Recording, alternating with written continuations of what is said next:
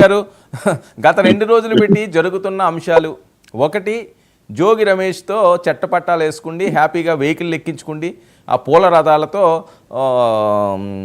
ధూమ్కారాలతోటి ఆనందంగా ఆహ్లాదంగా వెళ్ళడాన్ని టీడీపీ తెలుగు తమ్ముళ్ళు తెలుగు మహిళలు ఏమనుకుంటున్నారు, ఏ సిగ్నల్స్ వెళ్తున్నాయి ఇవి?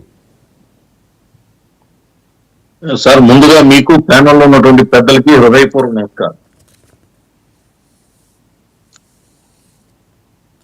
ఈ సాధారణంగా మీకు తెలియదు ఏముంది, తెలుగు రాష్ట్రాల్లో ముఖ్యంగా ఆంధ్ర ప్రాంతంలో కార్తీక మాసం వచ్చేటప్పటికి వన సమారాధనలు జరుగుతాయి. ఒక్కొక్క కులం ఒక్కొక్క వన సమారాధన చేసుకుంటాం. అలాగే ఇప్పుడు పూలే గారి విగ్రహావిష్కరణ అనుకోండి, లేకపోతే గౌతు లచ్చన్న గారి విగ్రహావిష్కరణ అనుకోండి, డాక్టర్ బాబాసాహెబ్ అంబేద్కర్ విగ్రహావిష్కరణ, ఇలాంటివన్నీ కూడా పార్టీలకు రహితంగా ఆయా కులాల్లో ఉన్నటువంటి నాయకుల్ని, పెద్దల్ని, ప్రముఖుల్ని ఇన్వైట్ చేసి కరపత్రం పెట్టి కార్యక్రమం చేస్తారు.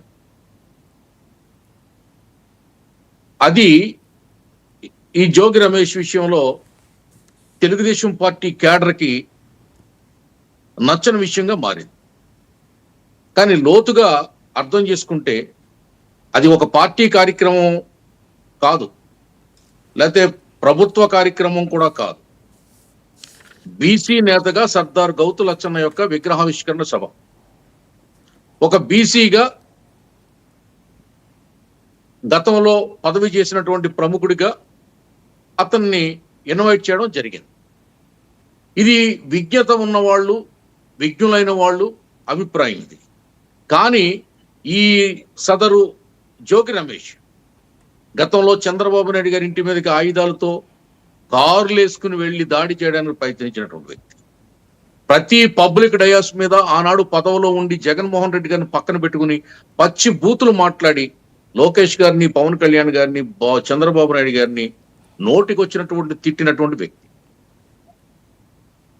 అటువంటి వ్యక్తిని పార్టీ పరంగా మేము టార్గెట్ చేస్తాం.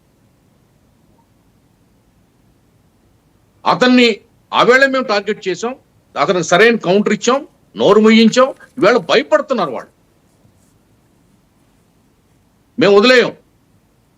చంద్రబాబు నాయుడు గారి ఇంటి మీద దాడి చేయడానికంటే పెద్ద అవమానకర సంఘటన కానీ, దారుణమైన విషయం కానీ, ప్రజాస్వామ్యాన్ని కూనీ చేసే విషయం కానీ మరొకటి ఏమీ ఉండదు. మాకు చంద్రబాబు నాయుడు గారు తప్ప అంతకంటే పెద్ద వ్యక్తి కానీ, శక్తి కానీ మా పార్టీకి ఇంకే ఉంది. కాబట్టి అటువంటి వ్యక్తిని ఆ విషయంలో మేము కనికరించాం, క్షమించాం, ఎప్పుడు విడిచిపెట్టాం. ఖచ్చితంగా దానికి పర్యవసానం ఉంటుంది, అనుభవించక తప్పదు సదరు జోగి రమేష్. కానీ ఈ విషయాన్ని దీనికి లింక్ పెట్టి, ఆ విషయాన్ని దానికి లింక్ పెట్టి ఏదో మాట్లాడి ఏదో చేయాలంటే ఆంధ్రప్రదేశ్లో అటువంటి అవకాశాలు లేవు. ఎవరైతే తెలుగుదేశం పార్టీని గతంలో తిట్టారో, దూషించారో వాళ్ళ కులాలు ఉంటాయి, వాళ్ళ కులాల్లో వాళ్ళు ఉంటారు. ఒక్కొక్క సందర్భంలో కులాలు కలిసిమెలిసి తిరిగి ఆ కుల సంబంధమైనటువంటి కార్యక్రమాలు చేసుకుంటారు. దాన్ని తప్పుపట్టాలంటే అది కరెక్ట్ కాదని నా ఉద్దేశం. రాజకీయంగా చూస్తాం.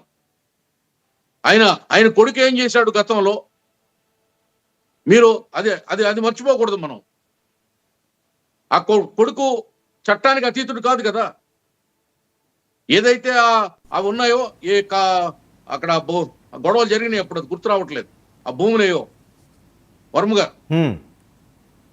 ఆ విజయవాడలో జరిగినటువంటి గొడవల వాళ్ళ కొడుకు ఆ భూముల విషయంలో, ఏ భూములండి అవి? మన అవునండి, అది పెద్ద ఇష్యూ అయింది.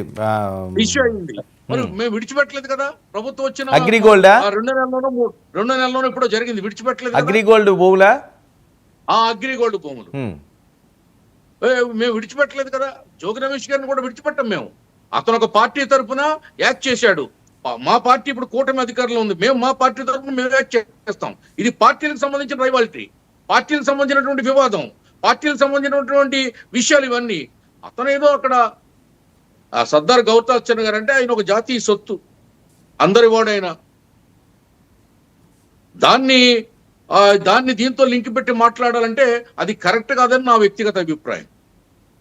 సో ఇది కాదండి, ఇప్పుడు కార్యకర్తల్లోని వాళ్ళలోని ఎలాంటి మెసేజ్ వెళ్ళింది? లోకేష్ గారు సీరియస్ అయ్యారట, చంద్రబాబు నాయుడు గారు సీరియస్ అయ్యారట, 2 సార్లు మంత్రి క్షమాపణలు చెప్పారు. సార్ అదే చెప్తున్నాను మీకు. ఇప్పుడు సీరియస్ అయ్యారంటే వివరణ అడుగుతారు. ఎందుకంటే విపరీతంగా కార్యకర్తల నుంచి ఇదేంటి జోగి రమేష్ తో ఈ మంత్రులు శాసనసభ్యులు చట్టపట్టాలు వేసుకుని తిరగడం ఏంటి అనేది హర్ట్ అయ్యింది ఇక్కడ. అదే అంటున్నాను, హర్ట్ అయ్యారని నేను అంటున్నానండి. కూటమి క్యాడర్ ఉందో హర్ట్ అయ్యారు. హర్ట్ అయిన తర్వాత అధినాయకుడు ఆరా తీస్తాడు. తప్పదు కదా, మీరు ఆ ఆరా తీయకపోతే వాళ్ళకి వాస్తవాలు ఎట్లా తెలుస్తాయండి? అక్కడికి వెళ్ళిన మంత్రులను అడగాలి, శాసనసభ్యులను అడగాలి. అందరూ కూడా వివరణ ఇచ్చారు. మినిస్టర్ గారు కూడా, పార్థసారథి గారు కూడా దానికి ఆయన ఎక్స్ప్లెనేషన్లు ఇచ్చారు. అలాగే గౌతు శిరీష్ గారు కూడా మాట్లాడారు, దాని గురించి వివరించి చెప్పారు. ఓకే, దీంట్లో ఇంకా ఏంటి పొరపాటు? కార్యకర్తలు కూడా బాధపడాల్సిన పనే ఉందండి. ఓకే, ఏంటి పేరు నాని గారి పరిస్థితి ఏంటి? పేరు నాని గారిని డైరెక్ట్గానే ఆయన దొరికేశారు. ఆల్రెడీ గొడవ ఉన్న దాంట్లో ఇరుక్కున్నాడు ఆయన అంటున్నారు. కానీ ఎక్కడా ఏమీ చేసే పరిస్థితి లేదు. బందర్లోనే ఆయన సేఫ్గా హ్యాపీగా ఉండే విధంగా చేస్తున్నారట. కూటమి నేతల పూర్తి అండదండలతో, ఆయనే కాదు, కొడాల నాని గారు, ఒక వంశీ గారు, ఒక రోజా గారు, ఇంకొక ఎక్సో వైయో జెడ్డో నడుస్తున్నది అని. ఇది కూడా నలుగుతున్న అంశం. మీరు వినే ఉంటారు, పైకి మీరు చెప్పలేని పరిస్థితి ఉండొచ్చు కాక. లేదు వర్మ గారు, మీరు ముక్కుసూటిగా మీరు అడిగారు, ముక్కుసూటిగా నేను చెప్తున్నా. ఎవరైతే సోకాళ్ళు పేరు నాని, కొడాల నాని, వంశీ, రోజా, అంబటి ఇటువంటి వ్యక్తులు ఉన్నారు. కొంతమంది ఒక డజన్ పైన ఉన్నారు. ఇటువంటి వ్యక్తులు వీళ్ళ విషయంలో ఎట్టి పరిస్థితుల్లోనూ కూడా కూటమి ప్రభుత్వం వెనక్కి తగ్గదు. ఇంకోటి ముక్కుసూటిగా చెప్తున్నాను మీకు, వీళ్ళెవరిని ఇప్పటి వరకు అరెస్ట్ చేయకపోవడం కార్యకర్తలు మనోవేదనకు గురవుతున్నారు. కూటమి కార్యకర్తలు, తెలుగుదేశం పార్టీ కార్యకర్తలు. ఓకే, ఆ ఫీలింగ్ అయితే చాలా బలంగా ఉంది. అది పార్టీకి కూడా తెలుసు, మా పెద్దలకు కూడా తెలుసు. కూటమి ప్రభుత్వం ఉన్న పవన్ కళ్యాణ్కి కానీ, లోకేష్ గారికి కానీ, పవన్ కళ్యాణ్ గారికి కానీ, చంద్రబాబు నాయుడు గారికి కానీ తెలుసు.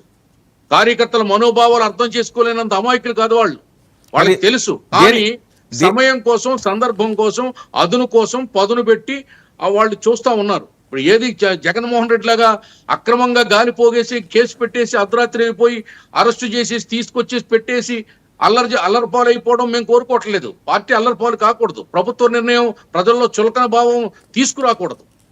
హోందాగా ఉండాలి. చట్టం ఒక వ్యక్తి మీద పని చేస్తున్నప్పుడు అది చట్టబద్ధంగా ఉండాలి, కోర్టులకు ఆమోదయోగ్యంగా ఉండాలి, మనకు పబ్లిక్ లో రియాక్షన్ లేకుండా ఉండాలి. అదే కదా జగన్మోహన్ రెడ్డి చేసుకోలేకపోయాడు.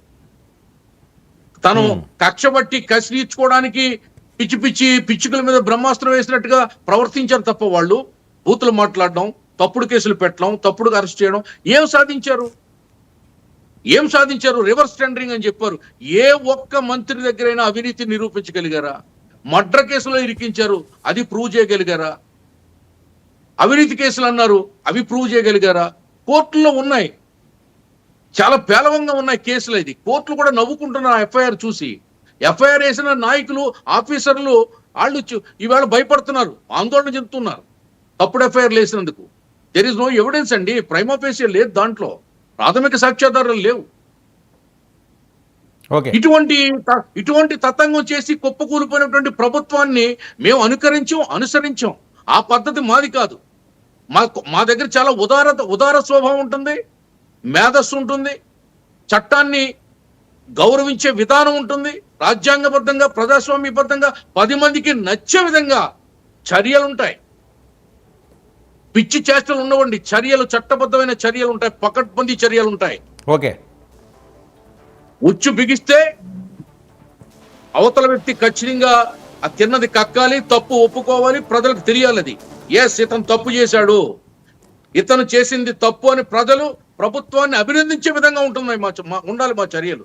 అది మా ప్రభుత్వం కోరుకునేది, మా కేడర్ కోరుకునేది, మా నాయకులు చేసేది కూడా అదే. మీరు అన్నారు కాకినాడలో తుఫాను పుట్టింది, ఆ ఈదురుగాలు ఏమైపోయా, మంటలు ఏమైపోయాయి, ఆ పెనుగాలు ఏమైపోయా, ఆ ప్రపంచం ఏమైపోయిందో ఎక్కడికి పోలేదు సార్. ప్రపంచం పవన్ కళ్యాణ్ రూపంలో ఉంది,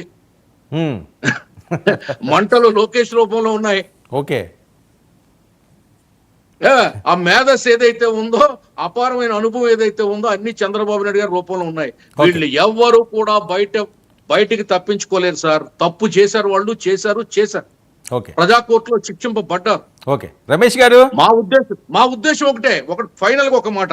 చెప్పండి. అసలు మా టార్గెట్ ఏంటంటే, అసలు రాష్ట్రానికి రాజకీయ కంపు తీసుకొచ్చినటువంటి పార్టీ, రాజకీయ భాషని, రాజకీయ ముఖ చిత్రాన్ని దారుణంగా విలువలు లేకుండా పూడ్చిపెట్టినటువంటి పార్టీ వైసీపీ పార్టీ.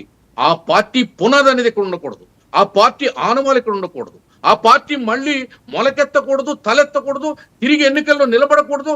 ఏ విధంగా లక్ష్మీపార్వతి పార్టీ వ్యానిష్ అయిపోయి రాష్ట్రం నుంచి కనుమరుగైపోయిందో, బంగాళాఖాతంలో కలిసిపోయిందో, ఆ విధంగానే ఈ వైసీపీ కూడా రాబోయే 4.5 ఏళ్లలో కనుమరుగైపోవాలి. రాష్ట్రంలో నెక్స్ట్ ఎలక్షన్ లో వైసీపీ పార్టీ పోటీ అనేది రాష్ట్రంలో ఉండకూడదు, పార్టీ అనేది ఉండకూడదు అనేది మా కార్యకర్తల అభిమతం. మేము దాన్ని కోరుకుంటాం. ఓకే.